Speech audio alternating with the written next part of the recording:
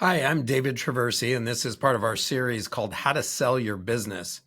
We're talking about managing the sales process, and this episode deals with how to negotiate key PSA provisions. Last episode dealt with what some of those provisions are, and this episode deals more with how to negotiate those provisions. First, we recommend you volunteer to the buyer that your lawyer prepare the first PSA draft. A lot of sellers will see the preparation of the first draft as an expense rather than as a strategic advantage. In our experience, having your lawyer prepare the first draft saves time and money in the overall process. We recommend you huddle with your lawyer and review each of the provisions of the PSA and strategize about what you will effectively demand as part of that first draft. You will never end up with all your demands being met, but we think you end up in a better position than if the buyer takes the lead in documentation.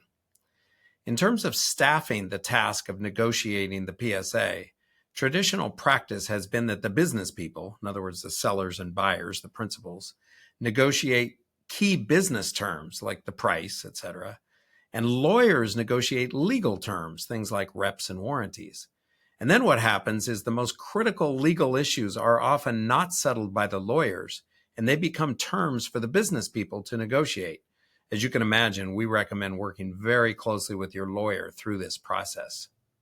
Thank you, and look for future episodes of How to Sell Your Business.